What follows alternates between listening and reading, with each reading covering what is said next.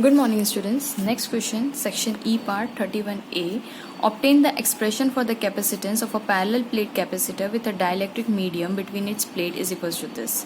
है ना, ये मतलब is equals to its plates आपको निकालना है ये एक्सप्रेशन. तो मैंने ये लिख के रखा है कि आपको ये वाला जो एक्सप्रेशन है डेरिवेशन का वो आपको प्रूव करना था इसके अंदर. ठीक है, मैं डेरिवेशन पार्ट नहीं कर रही हूँ. If you want I will give. Okay, first 31 का सेकंड पार्ट.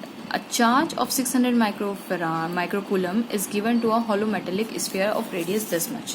अब देखिए ये मैंने क्वेश्चन कौन सा सॉल्व कर रही हूँ मैं, क्वेश्चन नंबर 31 का बी पार्ट यानी सेकंड पार्ट. ठीक है, अब ये कैसा बोला हुआ है, एक तो ये मेटेलिक है तो मेटल के अंदर चार्जेस रिसाइड नहीं करते हैं. ओके, ये मेटेलिक है, चार्जेस रिसाइड नहीं करेंगे तो सारे चार्जेस कहाँ आ जाएंगे, आउटर सरफेस पे आ जाएंगे, है ना. और इसका रेडियस हमें दे के रखा है which is equals to 0.2 metres. ये हमें गिवन है r इज इक्वल्स टू. अब उन्होंने बोला है कि जो चार्ज है कितना है, q is equals to 6 microcoulomb है, फेराड निकल रहा है. Then 6 into 10 to the power microcoulomb को चेंज करेंगे तो into 6 into 10 to the power -6 coulombs. Okay, अब हमें ये सब चीजें पता है. नेक्स्ट वो हमसे बोल रहे हैं कि find the potential at the surface और at the centre of the spheres. First part हमें सॉल्व करना है at the surface. At surface हम निकालते हैं. अब आप जानते हैं पोटेंशियल एट सरफेस, ये हम लोगों ने जस्ट इसके एक दो क्वेश्चन पहले कुछ क्वेश्चन आया हुआ है तो मैंने ये पूरा सरफेस का फिनोमेना बताया, उसमें मैंने ग्राफ भी बनाते दिखाया था. तो मैं वीडियो का लिंक डिस्क्रिप्शन बॉक्स में डाल दूंगी तो आपको अंदाजा हो जाएगा कि मैंने इसका ग्राफ भी समझाया उसमें.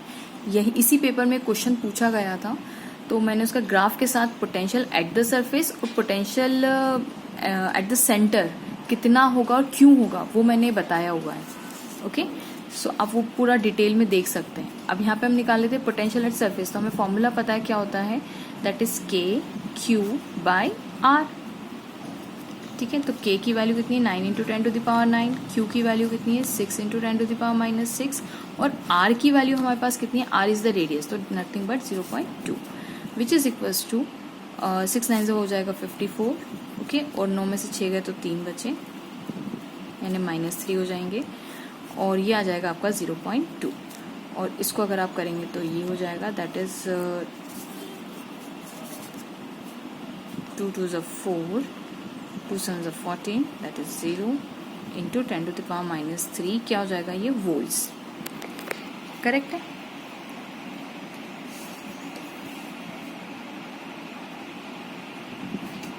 ओके, अब नेक्स्ट हम यहाँ पे करते हैं. अब देखिए ये थोड़ा कम नहीं निकल रहा.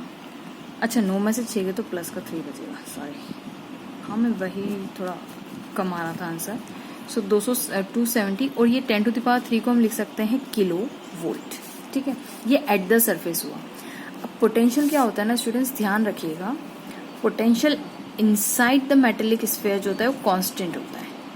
ओके, और आउटसाइड क्या होता है, जैसे जैसे आप आर बढ़ाते जाएंगे पोटेंशियल कैसा होगा, डिक्रीज होता जाएगा. तो ये कुछ ऐसा ग्राफ मैंने समझाया हुआ है, ऐसा वाला.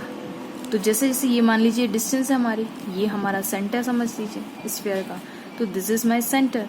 और सेंटर से जैसे जैसे आप बढ़ते जाएंगे, आर बढ़ता जाएगा, वैसे वैसे पोटेंशियल की वैल्यू क्या होती जाएगी, के क्यू बाय आर, मतलब ये डिक्रीज होता जाएगा. और एट द सरफेस कितनी रहेगी, v is equal to K Q by capital R. Capital R क्या है, इन दोनों के बीच का रेडियस. ठीक है, तो कुछ ऐसा होता है. और पोटेंशियल यहाँ से यहाँ तक कांस्टेंट होता है टिल एट द सरफेस. तो जितना हमने यहाँ पे एट द सरफेस निकाला तो एट सेंटर भी कितना होगा, दैट इज 270 किलो वोल्ट. ठीक है, थैंक्स फॉर वॉचिंग.